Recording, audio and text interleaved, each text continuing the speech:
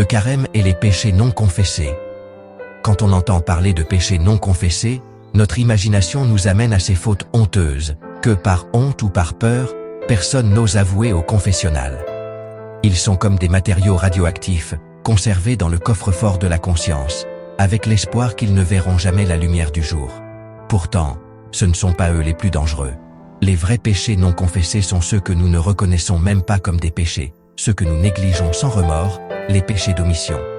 Le catéchisme de l'Église catholique nous rappelle que nous péchons non seulement par ce que nous faisons, mais aussi par ce que nous omettons de faire. Négliger le bien, quand nous pouvons le faire, est une trahison de la miséricorde du Christ, qui nous a enseigné que l'amour du prochain n'est pas une option. Saint Paul nous exhorte, « Celui qui sait faire le bien et qui ne le fait pas, commet un péché. » Jacques 4, 17. Le péché d'omission est insidieux, invisible aux yeux du monde, mais pas aux yeux de Dieu. Ne pas défendre la vérité par peur du rejet, ne pas corriger avec amour un frère qui s'égare, ne pas tendre la main à celui qui est dans le besoin quand on en a la possibilité. Tout cela fait de nous des complices du mal. Jésus nous le dit clairement dans la parabole du jugement dernier, Matthieu 25, 31, 46. J'ai eu faim, et vous ne m'avez pas donné à manger. J'ai eu soif, et vous ne m'avez pas donné à boire. La condamnation des méchants ne vient pas de grands crimes, mais de leur indifférence. Nous vivons à une époque où la tiédeur spirituelle a fait des péchés d'omission un mode de vie acceptable. Nous nous taisons quand nous devrions parler. Nous détournons le regard quand nous devrions agir.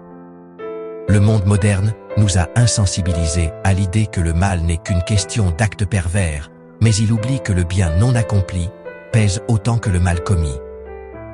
Confesser les péchés d'omission est un acte de courage et d'humilité, car cela signifie reconnaître que nous n'avons pas aimé assez fort, que nous avons été égoïstes par omission. Mais les reconnaître est le premier pas vers le changement. La miséricorde du Christ ne se contente pas de nous pardonner, mais nous appelle à agir. Va, et toi, fais de même. Luc 10, 37. Alors, lorsque vous pensez aux péchés non confessés, ne vous limitez pas à ceux qui vous font honte, mais pensez aussi à ceux que vous n'avez même pas osé reconnaître.